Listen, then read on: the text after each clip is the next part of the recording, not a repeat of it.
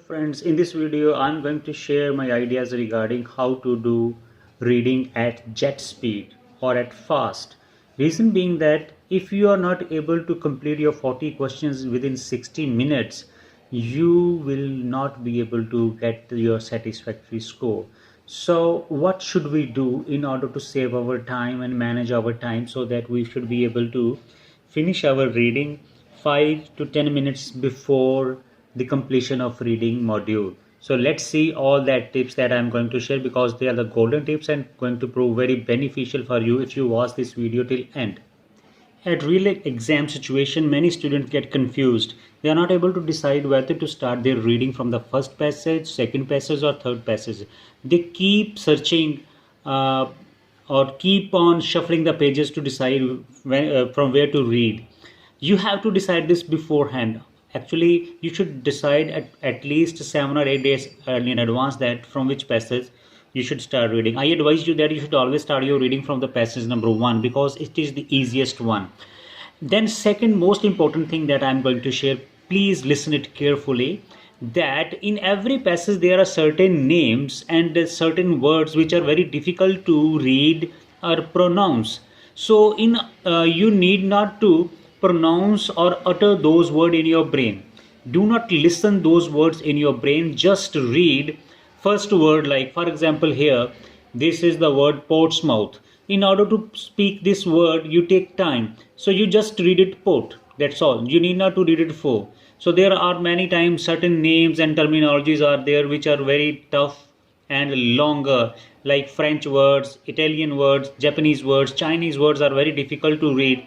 So you just read their first letter, or you need not to read the full word. It will save you a lot of time. Some students read 6, 7, 8 questions in advance and then start reading. There is no benefit of reading so many questions in advance because our mind does not able to retain so many questions.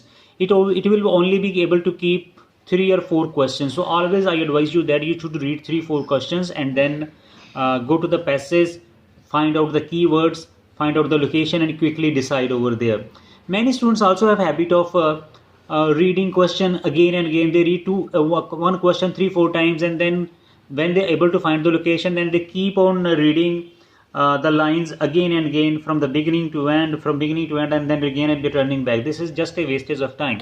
When you are able to find the location, just focus and quickly decide within 1 minute. You cannot afford to spend more than 1 minute time. If you will do that, you will not be able to finish your reading within that time span and you will miss a lot of your questions. While attempting headings, this is very important for you that to underline the keywords, whatever the heading is there. For example, evidence of innovative environmental management practice. So underline this word, evidence, environment management practices. So it will, you can quickly look at these words when you go back to your passage to find out which paragraph having the same heading. Then when you shuffle from headings to the passage, you can quickly search these words. And while attempting headings or whatever the questions, try to read 4 or 5 words in one glance. You should not use pencil like this and start reading each and every word. Try to read 5, 6 words in one glance. In a group, try to read the group of words, and also pay more attention to the verbs like convinced, like moreover, hunt and lipo. They are not important, just H and L. And convinced, settlers were not wholly responsible, loss of the island trees. So this is the word, island trees, loss of island trees. So you can make quick judgments and comprehend the idea behind. So you need not to read each and every word. The most important thing is MCQ type questions of passage 3. Every reading test has MCQ questions in these days in passage 3, and these questions are 4 to 5, and they are really very time consuming questions. So I never advise my students to do these questions before attempting other kind of questions. So when you see these questions, you just skip them. You need not to read all that. You should go to the next questions.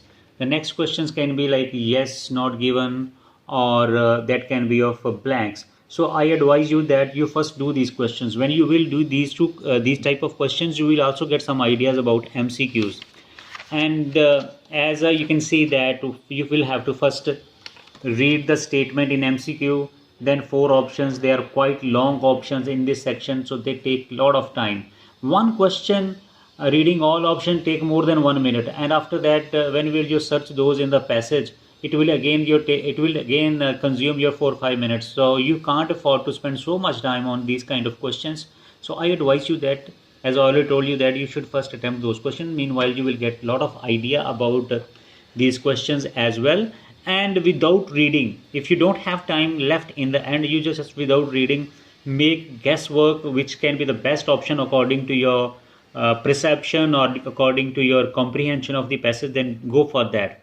If you will start reading and finding from the passage, you will definitely lose these questions. So I advise you that do not attempt these questions, just make a rough guess about their answers. Still, you will find some questions which are quite difficult. That can be from the list of headings, or yes, no, not given, or true, false.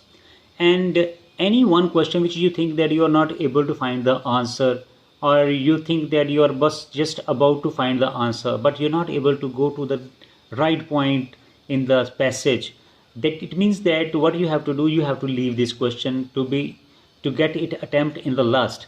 Otherwise, what will happen, that would question again consume your lot of time.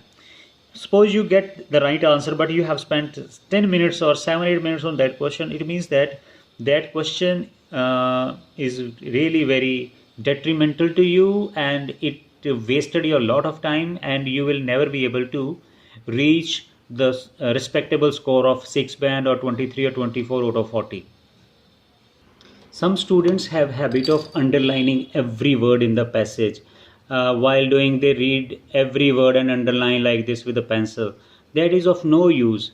You need to underline only the important words, or the key words, or the highlights in the passage, not every word. If you will underline every word, then how you will be able to distinguish between the meaningful information and useless information in the passage? So it will waste your entire time and efforts. Only underline important keywords. So thank you very much for watching this video, and I hope that you will be able to perform well in your real test exam.